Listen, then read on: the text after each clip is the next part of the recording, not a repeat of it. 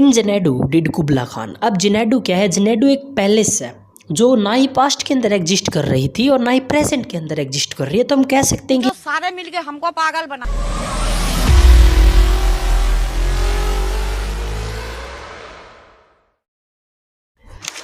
Friends, स्वागत करता हूं आपका हमारे YouTube channel Nikhil Bhargav NB पे।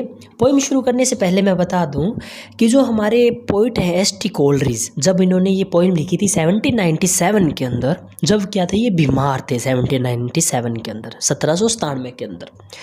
तो जब ये बीमार थे तो उन्होंने कुछ मेडिसिन ली थी, मतलब उस टाइम दवाइयाँ ली थी। ठीक है, तो दवाइयों का इफ़ेक्ट ये हुआ कि जब ये कुर्सी पे बैठे, मतलब कुर्सी पे बैठे कुबला खान के बारे में जब पढ़ रहे थे तो इनको नींद आ गई। नींद क्यों आई? क्योंकि इन्होंने दवाई ली रखी थी, क्योंकि ये बीमार थे। तो नींद आ गई तो इनको 3 घंटे तक नींद आई। वो चेयर पे मतलब सो रहे थे उस टाइम 1797 के अंदर। तो उस 3 घंटे के दौरान उनको एक वंडरफुल ड्रीम आता है, मतलब एक गज़ब का सपना आता है। और वो सपने को जैसे उठते हैं उस सपने को लिखने की कोशिश करते हैं। ठीक है, ये और फिर क्या होता है कि लिखने की कोशिश करते हैं तब इनको कोई इंटरप्ट कर देता है, मतलब वो लिख ही नहीं पाते पूरा। इसलिए कह सकते हैं कि इनकम्प्लीट पोएम है ये, कंप्लीट पोएम नहीं है। जितना उनसे याद हो पाया, उन्होंने क्या क्या सपने में देखा उतना उन्होंने लिख दिया। ठीक है, वास्तविकता से कोई लेना देना नहीं है। चलिए शुरू करते हैं। इन जेनेडू डिड कुबला खान। अब जेनेडू क्या है? जेनेडू एक पैलेस है जो ना ही पास्ट के अंदर एग्जिस्ट कर रही थी और ना ही प्रेजेंट के अंदर एग्जिस्ट कर रही है। तो हम कह सकते हैं कि जो सारे मिलके हमको पागल बना। ठीक है तो चलिए, Xanadu in Xanadu did Kubla Khan stately pleasure a dome decree. मतलब जेनेडू नामक जो जगह है वहाँ पे हमारे जो कुबला खान है। कुबला खान कौन है? कुबला खान यार एक अत्याचारी शासक है। ठीक है, अत्याचारी शासक है, लोगों को मारने वाला शासक है, रूलर है। वो क्या चाहता है कि जेनेडू के अंदर एक stately pleasure a dome decree. कहने का अर्थ है कि उसका मन कर रहा है, उसकी इच्छा है कि वो एक शाही गोल आकार का, डोम होता है शाही गोल आकार का, ठीक है, क्या बनाए, एक गुंबद जैसा एक बिल्डिंग बनाए, चाहे महल बनाए, ये उसकी इच्छा है। ठीक है, कहाँ बनाए? जेनेडू के अंदर। लेकिन ये सपने के अंदर चल रहा है हमारे पोइट के अंदर, हमारे पोइट के सपने के अंदर चल रही हैं ये सब चीज़ें। तो ये बोलता है ये स्टेटली प्लेस डोम डिक्री, जहाँ पे ये बनाएगा ना, जो ये गुंबद टाइप जैसा बनाएगा कुबला खान, वहाँ से क्या होगी? एक where Alph the second river ran, वहाँ से एक पवित्र नदी निकलती होगी, पवित्र नदी बहती होगी। उस नदी का नाम है एल्फ। मतलब कुबला खान ने ऑर्डर दिया एक गुंबद बनाने का और उस गुंबद के आसपास एक पवित्र नदी बह रही है, एल्फ। ठीक है, थ्रू कवान्स मेजरलेस टू मैन, मतलब वो नदी बह रही है उन गुफाओं से होकर। इतनी ऐसी गुफाएं हैं जो, मतलब इतनी गहरी गुफाएं हैं जो मानव नाप ही नहीं सकता, मेजर ही नहीं कर सकता ह्यूमन। ठीक है, तो जो एल्फ रिवर है, जो उस डिग्री मतलब डोम डिग्री, मतलब उस गुंबद के आसपास से जो जा रही है नदी, वो कहाँ से होकर जा रही है? वो ऐसी ऐसी गुफाओं से होकर जा रही है जिनको आदमी नाप ही नहीं सकता कितनी गहरी है वो। ठीक है, उसके बाद में है डाउन टू अ सनलेस सी, और वो नदी उस समुंदर के अंदर जाके गिर रही है जहाँ पे सूरज की किरणें भी नहीं पहुँच सकती। तो ठीक है, तो हम कह सकते हैं इसके अंदर सुपर नेचुरल एलिमेंट्स का यूज़ किया है, क्योंकि यार ऐसे वास्तविकता में नहीं हो सकता कि ऐसी कोई गुफाएं हैं जो आदमी नाप ही नहीं सकता, पानी ऐसे समुंदर के अंदर जाके गिर रहा है जो जहाँ पे सूरज की किरणें ही नहीं पहुँच रही। ठीक है, तो कह सकते हैं सुपर नेचुरल एलिमेंट्स है। So twice 5 miles of fertile ground. ठीक है, अभी आपको एक फ़ोटो दिख रही होगी, उसके हिसाब से आप अंदाज़ा लगा लेना कि जो हमारा जो महल बनाया है जिसने कुबला खान ने, वो क्या ट्वाइस 5 miles, मतलब आसपास का जो ट्वाइस 5 का अर्थ है 10 माइल का जो एरिया है। ठीक है, उस 10 माइल के एरिया के अंदर क्या है? हमारा ये गुंबद है। ठीक है, और वो 10 माइल के एरिया, उसके चारों ओर क्या है? दीवारें निकाल दी गई हैं और मीनारें बना दी गई हैं। ठीक है, सो ट्वाइस 5 वो फर्टाइल ग्राउंड, और वो 10 माइल का जो ग्राउंड है वो फर्टाइल है, मतलब क्या है? उपजाऊ है, प्रोडक्टिविटी निकल सकती है वहाँ से। ठीक है, with walls and tower were गिर्ड around and there were garden bright with sinuous rills. ठीक है, और वहाँ पे उस 10 माइल के क्षेत्र के अंदर, उस एरिया के अंदर क्या है?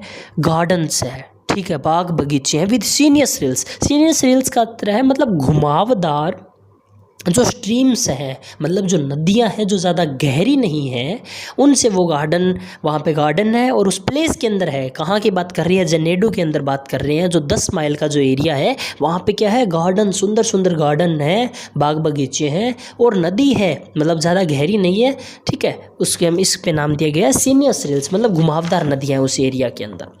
वेयर ब्लोजम मैनी एन इंसान बियरिंग ट्री, ठीक है। वहाँ पे ऐसे ऐसे वृक्ष हैं उस जेनेडू प्लेस के अंदर जहाँ पे ये डोम डेकरी है इसका, ठीक है। वहाँ पे ऐसे ऐसे पेड़ पौधे हैं जो मतलब फ्रेगनेंस छोड़ रहे हैं, कहने की बात मतलब सुगंध आ रही है वहाँ से इतनी अच्छी अच्छी, ऐसे मतलब उनके ऊपर पत्ते लगे हुए हैं उन मतलब पौधों के ऊपर, ठीक है। ऐसे ऐसे फूल आ रखे हैं जिनकी खुशबू, आए हाय हाय क्या बात है।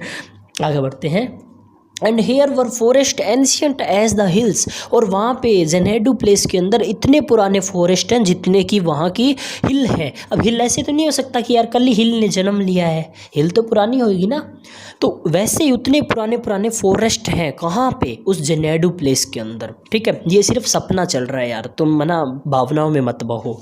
उसके बाद में है unfolding Sunny spots of greenery. अब मतलब इतने पुराने पुराने घने जंगल है वहाँ पे, तो जो सूरज की किरणें आ रही हैं वो टोटली सीधी तो नहीं गिर सकती ज़मीन के ऊपर।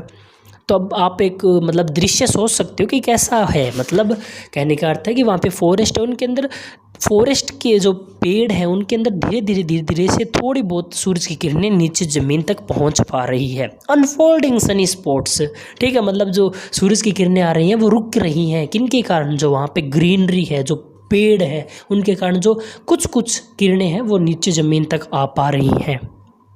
But oh, that deep romantic chasm which slanted down the green hill athwart a sedan cover। वहाँ पे किसके पेड़ हैं? सीडान कवर, मतलब देवदार जिसे कहते हैं उसके वहाँ पे पेड़ हैं। तो वो यार एक मतलब गद्देदार होते हैं वो, मतलब उनके अंदर से किसी चीज़ का, जैसे मान लो सूरज की किरणों का चला जाना मतलब मुश्किल काम है, ठीक है। वो उनको चीरती हुई आ रही हैं। जो देवदार के पेड़ हैं उनको चीरती हुई कौन आ रही है? जो हमारी सूरज की किरणें हैं। But oh that deep romantic chasm, ठीक है। मतलब एक तिरछी तिरछी क्या गिर रही हैं? सूरज की किरणें गिर रही हैं देवदार के पौधों से होके, सॉरी पेड़ों से होके, वो कहाँ पहुँच रही हैं? उस हिल के ऊपर पहुंच रही है, ठीक है। हिल के ऊपर पहुंच रही है, और हिल के ऊपर क्या है? वो हमारा डोम डेकरी है, मतलब गुंबद है। A savage place as holy and enchanted. A savage place मतलब एक वाइल्ड टाइप पैलेस है वहाँ पे, ठीक है। वो कैसे? जैसे मान लो इतने इतने घने जंगल हैं, देवदार के मतलब पेड़ हैं, और उन देवदार के पेड़ों से क्या आ रही है? थोड़ी थोड़ी हल्की हल्की सूरज की किरणें ज़मीन पे आके गिर रही है। तो यार एक मतलब एक गज़ब का, एक सोच के देख रहे हैं तभी एक गज़ब का पैलेस लग रहा है, ठीक है, प्लेस लग रहा है। वैसे as holy and enchanted, as holy मतलब ऐसे लग रहा है पवित्र स्थान है जब वो सूरज की किरणें आ रही हैं।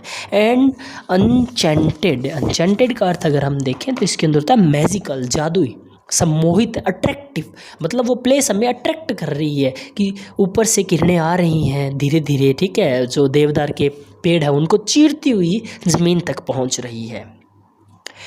As ever beneath a waning moon was haunted. अब सुबह का टाइम था जब सूरज की किरणें आ रही थी, तब तो हमें होली ऐसे मतलब पवित्र स्थान लग रहा था, अट्रैक्टिव पैलेस लग रही थी। लेकिन जैसे ही अब धीमा धीमा हमें वो क्या कह सकते हैं, चंद्रमा दिखने लगा, मतलब अब चंद्रमा की इतनी रोशनी नहीं होती जितनी सूरज की होती है। तब धीरे धीरे जो क्या है, कम रोशनी का जो चंद्रमा है उसके नीचे ऐसे लग रहा है कि कोई एक लेडी है, ठीक है। वो किसको याद कर रही है? उसके डेमन लवर को। डेमन मतलब राक्षस लवर को, मतलब आप कह सकते हो अगर किसी लेडी को यार राक्षस से कैसे प्रेम हो सकता है, तो यार वो स्त्री है, वो कुछ भी कर सकती है, समझ रहे हो, ठीक है। तो ऐसे लग रहा है कि वो धीमी धीमी जो मतलब रोशनी आ रही है मून की, उसके नीचे ऐसे लग रहा है, वो प्लेस ऐसी लग रही है कि वहाँ पे एक लेडी है, वो चिल्ला रही है, ठीक है। किसके लिए? डेमन लवर के लिए, मतलब उसके जो राक्षसी मतलब यार राक्षसी में कहा गया है गलत प्रवृत्ति का आदमी होना, ठीक है।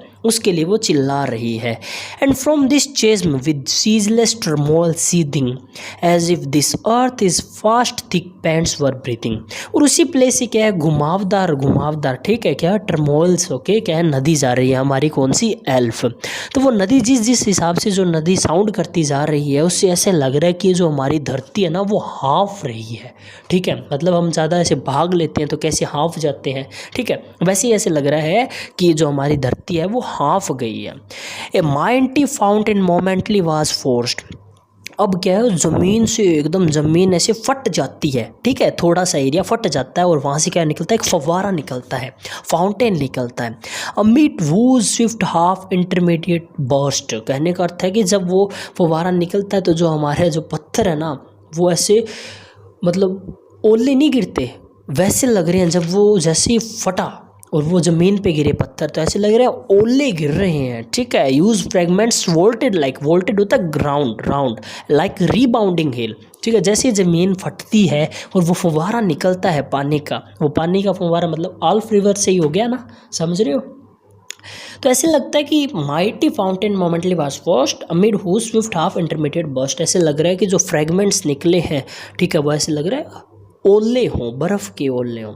और chaffy grain beneath the thresher flail. और जब हम व्हीट को मतलब जो अनाज होता है हम उनको हार्वेस्ट करते हैं, ठीक है, जब हम उनको कूटते हैं तब वो अनाज बाहर निकलता है। तो ऐसे लग रहा है कि मतलब अनाज को कूटा गया है, ठीक है, बाहर निकल रहा है अनाज। ये कब लग रहा है, जब वो फाउंटेन बाहर निकलता है, ठीक है। उसके बाद में and mid these dancing rocks at once and ever it flung up momently the second river, ठीक है। अब ये जो डांसिंग रॉक्स बताया गया है यहाँ पे, ठीक है, क्योंकि वो फुहारा फटता है तो ज़मीन थोड़ी सी हिल जाती है, ठीक है। तो इनको क्या बोला, dancing rock at once and ever it flung up momently the second river. Flung up मतलब ऐसे बाहर फेंक देना, उस सेकंड रिवर से क्या है, पानी बाहर आया है, वो सेकंड रिवर फ्लंग अप हो गई है, ठीक है, उछल गई है एक प्रकार से। उसके बाद में है 5 माइल्स मेंडरिंग विद अ मेजी मोशन, ठीक है। 5 माइल्स मतलब 5 मील की दूरी तय करने विद मिंडरिंग मोशन मतलब घुमावदार तरीके से, नदी की बात कर रहे हैं यहाँ पे। Through wood and dale the second river rain.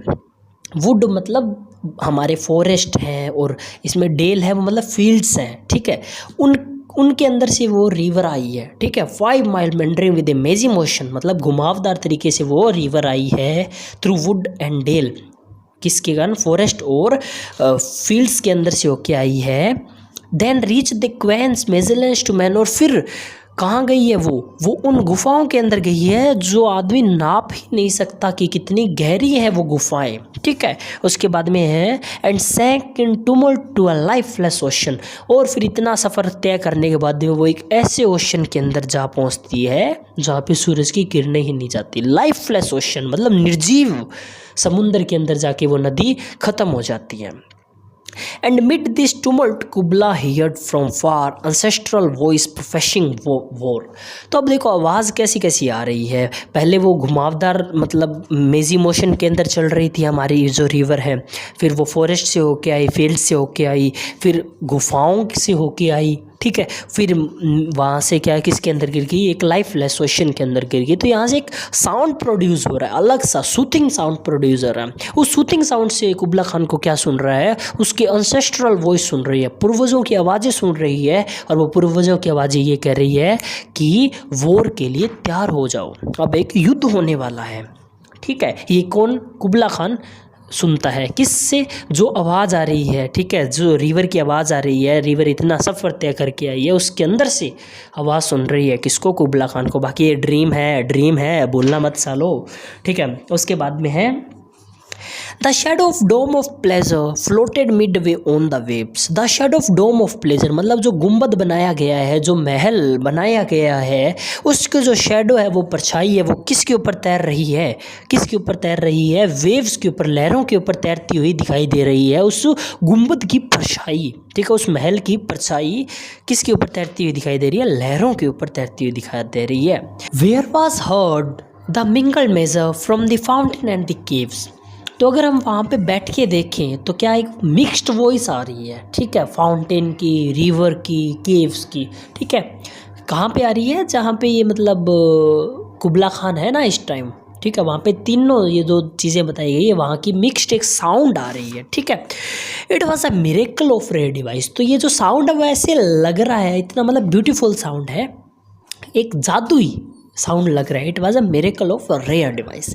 A sunny pleasure a dome with cave of ice. मतलब जो उसका गुंबद है, उसका जो महल है वो तो सनी है, लेकिन जो गुफाएं हैं ना उसके आसपास, उनके अंदर मतलब वो इतनी गहरी है कि उनके अंदर बर्फ जमी हुई है। कॉन्ट्रास्ट दिख रहा है आपको, कॉन्ट्रास्ट दिख रहा है किस किस का, सनी और आइस का। मतलब उसका जो गुंबद है, उसका महल है वो तो सनी है, लेकिन जो गुफाएं हैं वो ठंडी एकदम बर्फ से ढकी हुई हैं, ठीक है। A damsel with a dulcimer in a vision once I saw. It was an Abyssinian maid, and on her dulcimer she played. Damsel होता है मतलब एक यंग लड़की, ठीक है, यंग ब्यूटीफुल गर्ल कह सकते हैं, नव युवती। उसके हाथ में क्या है, डल्सिमर। डल्सिमर एक मतलब वाद्य यंत्र होता है, कह सकते हैं कि एक डिवाइस होता है बजाने वाला, ठीक है।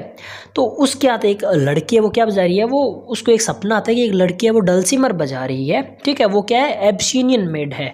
मतलब एब्सिनियन मतलब यूथोपिया की मतलब कोई लड़की है, वो क्या बजा रही है, डल्सिमर बजा रही है। और वो क्या गा रही है, सिंगिंग ऑफ माउंट अबोरा। इथोपिया के अंदर जो माउंट अबोरा है उसके प्रशंसा करती हुई, उस माउंटेन की, उस पर्वत की प्रशंसा करती हुई, ठीक है, क्या कर रही है, गाना कर रही है। Could I revive with in me her symphony and song. तो जब पोइट उस लड़की का गाना सुन रहा था, ठीक है, जो संगीत सुन रहा था, उसके संगीत ने, उस लड़की के संगीत ने पोइट का जो दिल था उसको जीत लिया था, ठीक है। मतलब खुशी से जीत लिया था पोइट को। और खुशी से जीतने के बाद में पोइट की भी एक इच्छा हुई कि जैसा कुबला खान ने एक डोम बनाना चाह रहा था, वैसा कवि भी बनाएगा डोम। और कहाँ बनाएगा, हवा के अंदर बनाएगा, ठीक है। That sunny dome, those cave of ice and all who heard should see them there, ठीक है। दैट सनी डोम मतलब जो गुंबद कुबला खान बनाना चाह रहा है, वैसा का वैसा गुंबद वो कहाँ बनाएगा, वो एयर के अंदर बनाएगा। और वहाँ पे क्या है, जो केव ऑफ आइस थी जो हम बात कर रहे थे, वो कहाँ लेके चला जाएगा, एयर के अंदर लेकर चला जाएगा। And all who heard should see them there. और जब वो उस लड़की का गाना सुनते सुनते लोग उसके डोम की तरफ देखेंगे ना, तब क्या होगा, all should cry beware. तब सारे लोग चिल्लाएंगे कि सावधान रहो, सावधान रहो। His flashing eyes his floating hair. इसकी ये जो गुस्से से चमकती आंखें हैं और ये जो लहराते बाल है ना, ठीक है, इनसे बच के रहो। ये कवि अपने बारे में बोल रहा है कि लोग ऐसे कहेंगे, लोग मेरे से डरेंगे एक प्रकार से, ठीक है। Weave a circle round him thrice. लोग कहेंगे कि इसकी तरफ इशारा करते हुए क्या है, 3 बारी एक सर्कल बनाया जाए। And close your eyes. और सर्कल बनाने के बाद अपनी आंखें बंद कर लो विद होली ड्रीड, ठीक है, ठीक है। आंखें ईश्वर के भय से बंद कर लेना, ऐसा लोग सोचेंगे, ऐसा कवि अब सोच रहा है। For he on honey dew hath fed. मतलब भगवान का भोजन अब किसने कर लिया है, कवि ने कर लिया है। And drunk the milk of paradise, ठीक है, और इसने स्वर्ग का दूध पी लिया है, ठीक है। तो अब ये क्या है, लोग ऐसा सोचेंगे कि ये एक नॉर्मल इंसान नहीं रहा है, अब ये क्या है, इसके अंदर देवीय शक्ति आ गई है, एक नॉर्मल इंसान नहीं रहा है। इसलिए क्या है, इसकी तरफ इशारा करते हुए सर्कल बनाया जाए 3 बारी और आंखें बंद कर ली जाए। तो ये एक इनकम्प्लीट पोइम थी, इतनी ही पोइम थी, मेरे ख्याल से आपको समझ आ गई होगी। अगर एक्सप्लेनेशन अच्छी लगती है तो बहुत बढ़िया, नहीं लगी तो अगली बार ट्राई करते हैं। Good bye.